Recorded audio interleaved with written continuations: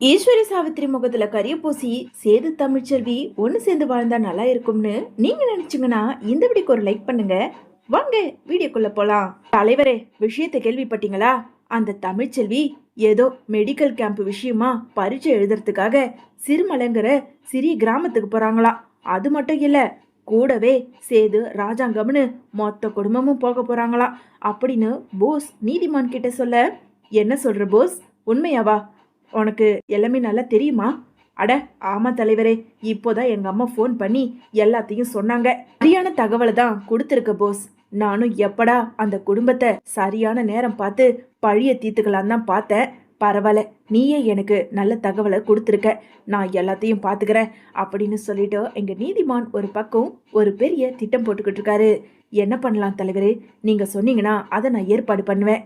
இங்க பாரு, மொத்த குடும்பமும் போறாங்கன்னா அந்த மொத்த குடும்பமும் மலை கிராமத்திலேயே அப்படியே அடிபட்டு ஒவ்வொருத்தரும் துடிதுடிச்சு சாகணும். யாரும் உயிரோட வரவே கூடாது. ராஜாங்கம் செத்து தொலைஞ்சானா அதுக்கப்புறம் அவனோட இடத்துல நான் இருப்பேன் அப்படின்னு சொல்லிட்டு இங்க நீதிமான் ஒரு பெரிய திட்டம் போட்டு போஸ் கிட்ட சொல்லிக்கிட்டு இருக்காரு. இன்னொரு பக்கம் ராஜாங்கம் தமிழ்ச்செல்வி சேதுன்னு எல்லாருமே கிளம்பி கார்ல ஏறும்போது அந்த நேரம் இங்க ஈஸ்வரி ராஜாங்கத்துக்கிட்ட வந்து, மாமா, என்ன மாமா, எல்லாரும் எங்கேயோ வெளியே கிளம்பிட்டீங்கன்னு தெரியுது. ஏன், நாங்களும் உங்க குடும்பம் தானே. ஏய், நீ எவ்வளவு பெரிய தப்பு பண்ணிருக்கன்னு உனக்கே தெரியாதா? உன்னை எப்படி நாங்க சந்தோஷமா இருக்க இடத்துக்கு கூட்டிட்டு போக முடியும் அப்படின்னு அப்பத்தான் சொல்ல, என்ன அத்தை பேசுறீங்க? நான் மட்டுமா தப்பு பண்ணேன்? இதோ சாவித்திரி அத்தாச்சியும் தான் எவ்வளவோ தப்பு பண்ணியிருக்காங்க. தமிழ்ச்செல்வியும் தான் எவ்வளவோ தப்பு பண்ணியிருக்கா. இதை எல்லாத்தையும் மன்னிச்சு நீங்க அவங்கள உங்க குடும்பத்துல ஏத்துக்கும் போது நாங்க என்ன தப்பு பண்ணிட்டோம்? நாங்களும் அந்த ஊருக்கு வருமே எங்களுக்கும் ஆசையா இருக்கு. மத்தபடி உங்களை நாங்க எந்த தொல்லையும் பண்ண மாட்டோம் அப்படின்னு ஈஸ்வரி கெஞ்சி பேச, உடனே மோகனாவோ, என்னங்க பார்க்க பாவமா இருக்குங்க, நாம ஈஸ்வரி கூட்டிட்டு போகலாம் அப்படின்னு மோகனா சொல்ல, ராஜாங்கமோ சரிங்கிற மாதிரி தலையாட்டிடுறாரு. எல்லாருமே கொஞ்ச நேரத்துல கிளம்பி சந்தோஷமா கார்ல போய்கிட்டு இருக்க. இன்னொரு பக்கம் நீதிமான் திட்டம் போட்டு சொன்ன மாதிரி இங்க ஒரு பெரிய லாரிய செட்டப் பண்றாங்க. டேய், நான் சொன்னது உனக்கு காதுல விழுந்ததுல? காரியத்தை கச்சிதமா முடிச்சேன்னு வச்சுக்கோ, தலைவரு உனக்கு அம்புட்டு பணத்தை கொடுப்பாரு. தலைவரே, சொல்லிட்டீங்களே, எல்லாத்தையும் நான் பாத்துக்கிறேன். நீங்க பேசாம வேடிக்கை மட்டும் பாருங்க. சரிடா, காரியத்தை கச்சிதமா முடிச்சுட்டு எனக்கு போனை பண்ணு அப்படின்னு சொல்லிட்டு போஸோ இங்க பெரிய திட்டம் போட்டுட்டு போனை கட் பண்ண கொஞ்ச நேரத்துல ராஜாங்க குடும்பம் ஒரு கார்ல வந்துகிட்டு இருக்க. போஸ் ஏற்பாடு பண்ண லாரியோ ராஜாங்கத்தோட குடும்பத்தோட காரை இடிக்கிறதுக்கு போக அந்த நேரம் ஒரு வண்டி வந்து அத மறைச்சிடுது. லாரி இடிக்க வர்றத பார்த்துட்டு உள்ள இருந்த மோகனா, அப்பத்தா, ராஜாங்கம்னு எல்லாருமே ஒரு பக்கம் பதறி போக, உடனே ராஜாங்கம் இருந்துகிட்டு, ஒன்னும் இல்ல, அந்த லாரிக்காரனுக்கு கண்ணு எதுனா தெரியலையா சன்னாசி, போய் என்ன ஏதுன்னு கேளு. நல்ல வேலை இன்னொரு வண்டி வந்து மறைக்கலனா இன்னொரு நாம மொத்த குடும்பமும் மேல போய் சேர்ந்திருக்க வேண்டியதுதான். அவனை பாரு, என்னன்னு கேளு. சேது, போப்பா அப்படின்னு சொல்லிட்டு ராஜாங்க சொல்ல, சன்னாசியும் சேதுவும் வெளியே வந்து அந்த லாரி டிரைவரை பிடிச்சி, யோ, உனக்கு என்ன கண்ணு கெட்டு போச்சா? இந்த சின்ன கிராமத்துல ரோடு எப்படி இருக்கும்னு உனக்கு தெரியாதா? ஒழுங்கா வரமாட்டியா? இன்னொரு எங்க குடும்பத்தையே நீ காலி பண்ணியிருப்ப அப்படின்னு சொல்லிட்டு சன்னாசி அந்த லாரிக்காரனோட சட்டையை பிடிச்சி கேட்க, உடனே சேதுவோ அடிக்க போறாரு. சார் சார், மன்னிச்சிருங்க சார், ஏதோ தூக்கு கலப்புல அப்படியே வண்டியை எடுத்துக்கிட்டு வந்துட்டேன். நல்ல வேலை சார், எப்படியோ உங்களுக்கு எதுவும் ஆகலை, என்னை மன்னிச்சிருங்க சார். இனிமே இந்த மாதிரி தப்பெல்லாம் நடக்காது. நான் வரேன் சார், என்னை விட்டுடுங்க சார் அப்படின்னு சொல்லிட்டு லாரி டிரைவர் கெஞ்ச, உடனே இங்க சன்னாசி இருந்துகிட்டு, சேது விட்டுடுப்பா, ஏதோ அவன் தூக்க கலைப்பு அது இதுன்னு சொல்றான் அப்படின்னு சன்னாசி அந்த கார் டிரைவரை மன்னிச்சு விட்டுறாரு.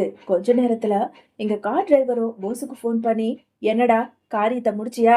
மொத்த குடும்பமும் செத்து போச்சா இல்லையா அப்படின்னு போஸ் கேட்க, சார் மன்னிச்சிருங்க சார், நான் லாரி எடுத்துக்கிட்டு போய் இடிக்க போனேன். கடைசியில ஒரு வண்டி வந்து நடுவுல நின்னு அந்த காரியத்தையே கெடுத்து விட்டுடுச்சு. சார், நான் என்ன பண்ணட்டும் அப்படின்னு சொல்லிட்டு லாரி டிரைவர் சொன்னதை கேட்டதும் எங்க போஸுக்கோ கோவம் வந்து, டேய், உன்னை நம்பி காரியத்துல இறங்க விட்ட பாரு, எல்லாத்துக்கும் என்ன சொல்லணும். இப்போ போய் நான் இதை மட்டும் அந்த தலைவர்கிட்ட சொன்னனா என்னதான் அவன் நல்லா காரி துப்புவான். பேசாம போனை வை. நம்ம சொன்னதையே நிறைவேத்தாம இப்படி காரியத்தை சொதப்பிட்டு வந்து நிக்கிறியே அப்படின்னு சொல்லிட்டு போஸோ கோபத்தோட போனை வச்சிடுறாரு. இன்னொரு பக்கம் தமிழ்ச்செல்வி எப்பவும் போல இங்க மெடிக்கல் கேம்ப் அட்டன் பண்ணிக்கிட்டு இருக்க. அந்த நேரத்துல இங்க ஜெனிஃபர் உட்காந்து அழுதுகிட்டு இருக்காங்க. என்ன ஜெனிஃபர், இப்போ எதுக்காக இப்படி அழுதுகிட்டு இருக்க? இல்ல தமிழ், என்னால இந்த பரீட்சைய ஒழுங்கா அட்டன் பண்ண முடியுமான்னு தெரியல. என்ன சொல்ற ஜெனிஃபர்? இது நம்மளோட கனவு. இதை எப்படியாவது நீ அட்டன் பண்ணி நீ உன்னோட வாழ்க்கையில ஜெயிக்கணும். அதை விட்டுட்டு இப்படி அழுதுகிட்டு இருக்க? நீ சொல்றது சரிதான். எனக்கும் படிக்கணும்னு ஆசைதான். ஆனா எங்க வீட்ல இந்த மெடிக்கல் கேம்ப் முடிச்சுட்டு நான் வீட்டுக்கு போனதும் எனக்கு கல்யாணத்தை பண்ணி வச்சிருவாங்க போல இருக்கு. எனக்கு சக்தி தான் வேணும். சக்தி மட்டும் இல்லைன்னா என்னோட உயிரை நான் விட்டுடுவேன். அவன் கூட மட்டும்தான் நான் வாழுவேன் அப்படின்னு சொல்லிட்டு அழுதுகிட்டே ஜெனிஃபர் சொல்ல, இங்க பாரு, இதுக்கப்புறம் இன்னொரு தடவை இந்த மாதிரி வார்த்தையை விட்டேன்னு வச்சுக்கோ, அதுக்கப்புறம் நான் மனுஷியாவே இருக்க மாட்டேன் பாத்துக்க. என்ன, எல்லாத்துக்கும் சாவுதான் உனக்கு ஒரு முடிவா என்ன? வாழ்க்கையில எவ்வளவோ பிரச்சனைகள் வரும். ஒவ்வொரு பிரச்சனைக்கும் முடிவுன்னு ஒண்ணு இருக்கும். அதை விட்டுட்டு சாக போறேன் அது இதுன்னு மெடிக்கல் எக்ஸாம முதல்ல நல்லபடியா முடிச்சது வீட்டுக்கு போனதுக்கு அப்புறம் நான் வந்து உங்க வீட்டுல பேசுறேன். சமாதானப்படுத்துவோம், முடிஞ்ச வரைக்கும் போராடுவோம். அதுக்கப்புறமும் முடியலன்னா நீ ஏதாவது உன்னோட வாழ்க்கையில எடுக்க வேண்டிய முடிவை நீ எடுத்துக்க, சாவை தவிர. புரிஞ்சுதா நான் சொன்னத? இப்போதைக்கு பரீட்சை எழுத வழியை பாரு அப்படின்னு சொல்லிட்டு தமிழ்ச்செல்வி சொல்ல, சரி, நீ சொல்றதுக்காக நான் இப்போ என்னோட மனசை மாத்திக்கிட்டு நான் படிக்க ஆரம்பிக்கிறேன். ஆனா ஒண்ணு தமிழ், எனக்கு சக்தி தான் வேணும். இன்னொரு பக்கம் எல்லாரும் இங்க ரூம்ல இருந்துகிட்டு இருக்க அந்த நேரம் இங்க மோகனா ராஜாங்கத்துக்கிட்ட, என்னங்க, எனக்கு மனசே சரியில்லைங்க. என்னாச்சு மோகனா? ஏதாவது பிரச்சனையா? இல்லைங்க, நாம வரும்போதே நம்ம வண்டி அந்த லாரிக்கார மட்டும் இடிச்சிருந்தா குடும்பத்தோட செத்துருப்போங்க. அதை நினைக்கும் போது இப்ப கூட மனசே அப்படியே பதறுதுங்க. ஐயோ மோகனா, ஏதோ அவன் தூக்கத்துல வந்து இடிக்க பார்த்துதான் சொன்னான். இப்போ அதை நினைச்சு எதுக்காக இப்படி புலம்பிக்கிட்டு இருக்க? பேசாம அதையெல்லாம் மறந்துட்டு சந்தோஷமா இரு. சந்தோஷமா இருக்கிறதுக்காக தானே இந்த ஊருக்கு வந்திருக்க. இந்த ஊர்ல நிறைய சுத்தி பார்க்கறதுக்கு இருக்கு. நீ போய் எல்லார் கூடயும் சேர்ந்து சுத்தி பார்த்துட்டு வா அப்படின்னு சொல்லிட்டு ராஜாங்கம் சொல்ல, உடனே அப்பத்தா இருந்துக்கிட்டு, ஏய்யா ராஜாங்கம், மோகனா சொல்றதுதான் என் மனசுக்கும் படுது. நம்ம குடும்பத்துக்கு ஏதாவது நல்லது இல்லையோ, ஏதோ கெட்டது ஒண்ணு நடக்க போகுதோன்னு மனசுக்குள்ள பட்டுக்கிட்டு இருக்கு. இந்த ஊர்லயே மலை அடிவாரத்துல ஒரு சக்தி மிகுந்த சாமியார் இருக்காராம். அவர்கிட்ட போய் குறி கேட்டுட்டு வந்து அதுக்கான பரிகாரத்தை நாம பண்ணிட்டோன்னா அதுக்கப்புறம் நம்ம குடும்பத்துக்கு எந்த பிரச்சனையும் இருக்காதியா. நான் சொல்றதை கேளியா அப்படின்னு சொல்லிட்டு அப்பத்தா சொல்ல, என்னம்மா இதுக்கெல்லாம் பரிகாரம் அது இதுன்னு தேவையில்லாத எதுக்காக பேசிக்கிட்டு இருக்கீங்க? இல்லைங்க, அத்தை சொல்றதுதான் எனக்கும் சரின்னு படுது. நாம குடும்பத்துல வர வர இப்பெல்லாம் பிரச்சனை அதிகமாகிக்கிட்டே போகுது. சேது தமிழ்ச்செல்வி ஒன்று சேர முடியாம சூழ்நிலை இருந்துகிட்டு இருக்கு. அது மட்டும் இல்லை, இப்ப வரும்போது இப்படி எல்லாரோட உயிருக்கும் ஆபத்து வர மாதிரி இருந்திருக்கு.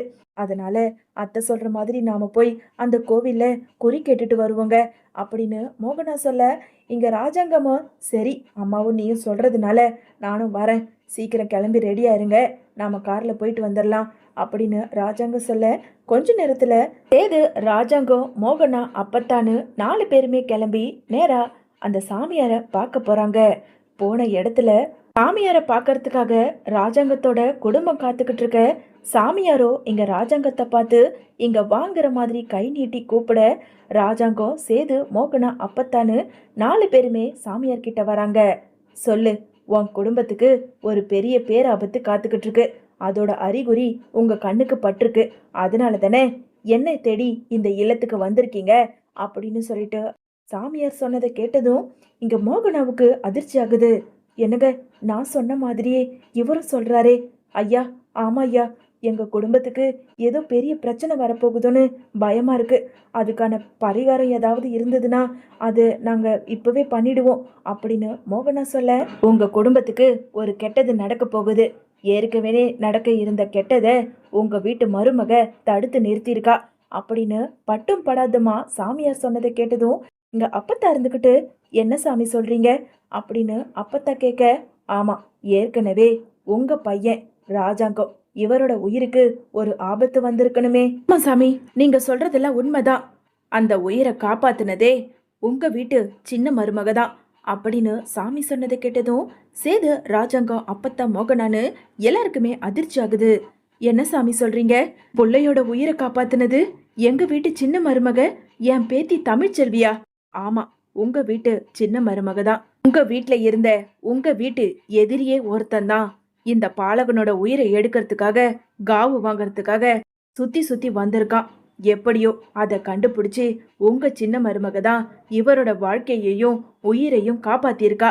அப்படின்னு சாமி ஒண்ணு விடாம புட்டு புட்டு வைக்க இதை கேட்டதும் அங்க இருந்த எல்லாருமே ஷாக்கா பாக்குறாங்க. என்ன சாமி சொல்றீங்க? நீங்க சொல்றது எனக்கு ஒண்ணுமே புரியல. இந்த ராஜாங்கத்தோட தம்பின்னு ஒருத்தர் இருக்காரே, அவரோட இளைய பையன்தான் இவரை கொலை பண்ண எவ்வளவோ முயற்சி பண்ணிருக்காரு. அத தடுத்து உங்க சின்ன மருமக தடுத்து நிறுத்தியிருக்கா. உங்க வீட்டு உசுரையும் உங்க வீட்டு குடும்ப மானத்தையும் காப்பாத்துன உங்க வீட்டு சின்ன மருமகளை எதுக்காக இப்படி ஒதுக்கி வைக்கணும்? அவளை மட்டும் நீங்க ஒதுக்கி வச்சீங்கன்னா கண்டிப்பா உங்க வீட்டுக்கு அடுத்தடுத்து கெட்ட சகுனம் தான் நடக்கும். அதனாலதான் சொல்றேன், சீக்கிரமா உங்க வீட்டு மருமகளை ஏத்துக்கிட்டு நீங்க சந்தோஷமா வாழுங்க அப்படின்னு ராஜாங்கத்துக்கிட்ட சொல்லிட்டு இன்னொரு பக்கம் சேதுவை பார்த்து, உன் பொண்டாட்டி வயித்துல வளர்ற குழந்தைய பத்தி நீ சந்தேகப்பட்டுக்கிட்டு இருக்க. உன் புள்ளையா அப்படின்னு உனக்கே சந்தேகமா இருக்கு இல்லையா? என்னைக்கோ சந்தர்ப்ப சூழ்நிலையினால உன் பொண்டாட்டி உன்கிட்ட போய் சொல்லியிருக்கலாம். ஆனா இன்னைக்கு அவ வயித்துல வளர்ற குழந்தை உன்னுடையது. நீ எந்தவித சந்தேகமும் படாம உன் பொண்டாட்டிய ஏத்துக்கிட்டு சந்தோஷமா வாழப்பாரு அப்படின்னு சாமியார் சொன்னதை கேட்டதும் இங்க சேதுவுக்கு இன்னொரு பக்கம் அதிர்ச்சியா இருக்கு. அதே மனசு குழப்பத்தோட இங்க மோகனா, அப்பத்தா, ராஜாங்கம், சேதுன்னு வீட்டுக்கு போறாங்க. வீட்டுக்கு வந்ததும் இங்க அப்பத்தா இருந்துகிட்டு, அடே முதல்ல போய் தமிழ்ச்செல்வி இங்க கூட்டிட்டு வா அப்படின்னு சொல்ல, இப்போ எதுக்கு அப்பத்தா கூட்டிட்டு வர சொல்ற? டேய், அந்த சாமியார் சொன்னது கேட்டுதா இல்லையா? ஏதோ ஒரு உண்மை நம்ம குடும்பத்துல மறைக்கப்பட்டுக்கிட்டு இருக்கு. அது என்னன்னு தமிழ்ச்செல்வியை கூப்பிட்டு விசாரிச்சா எல்லாமே தெரியும். முதல்ல போய் உன் பொண்டாட்டிய கூட்டிட்டு வா அப்படின்னு அப்பத்தா சொன்னதை கேட்டதும் சேதுவோ இங்க ஒரு முடிவு தெரியணும்னு சொல்லிட்டு தமிழ்ச்செல்வியை கூட்டிட்டு வந்து எல்லாரும் முன்னாடியும் நிப்பாட்டுறாங்க. அம்மா, என்ன வர சொல்லியிருந்தீங்களா? அம்மாச்சி, எதுக்காக இப்போ என்னை இங்க கூட்டிட்டு வந்திருக்கீங்க அப்படின்னு சொல்லிட்டு தமிழ்ச்செல்வி கேட்க, ஏண்டி தமிழ், எங்க யாருக்கும் தெரியாம ஒரு உண்மைய நீ மறைக்கிறதா அந்த மலையடிவாரத்துல இருந்த சாமியார் சொன்னாரு. சொல்லு, ராஜாங்கத்தோட உசுரை காப்பாத்துனது நீயா? ராஜாங்கத்தோட உயிருக்கு அப்படி என்ன ஆபத்து வந்தது? உண்மையை சொல்லு தமிழ், ஏன் எங்க கிட்ட இருந்து மறைக்கிற அப்படின்னு அப்பத்தா கேள்விக்கு மேல கேள்வி கேட்டுக்கிட்டு இருக்க இங்க தமிழ்ச்செல்வியோ ஒண்ணு விடாம எல்லாத்தையும் சொல்ல ஆரம்பிக்கிறாங்க. என்ன மன்னிச்சிடுங்க அம்மாச்சி, உண்மைதான். மாமாவோட உயிரை எடுக்க பார்த்தது ஈஸ்வரி அத்தையோட பையன் போசு தான். அன்னைக்கு ஹாஸ்பிட்டல்ல வந்து கொலை பண்ண முயற்சி பண்ணான். அது மட்டும் இல்ல, கார் ஏத்தி கொலை பண்ண முயற்சி பண்ணதும் அவன்தான். எப்படியோ நாங்க தடுத்து, நாங்கன்னா வேற யாரு, ஈஸ்வரி அத்தையும் நானும் சேர்ந்துதான் மாமாவோட உயிரை காப்பாத்தணும். இந்த உண்மை உங்ககிட்ட யார்கிட்டயும் சொல்லக்கூடாதுன்னு ஈஸ்வரி அத்தை என்கிட்ட சத்தியம் வாங்கிட்டாங்க. அதனாலதான் இந்த உண்மையை நாங்க மறைச்சிட்டோம் அப்படின்னு சொல்லிட்டு தமிழ்ச்செல்வி சொல்ல, பாத்தியா ராஜாங்கம், உன் உசுரை காப்பாத்துனது இந்த குலதெய்வம். பாருடா, உன் அப்பாவோட உயிரை காப்பாத்துனது யாரு? தமிழ்ச்செல்வி. இவளை போய் நீ சந்தேகப்பட்டிருக்கியே.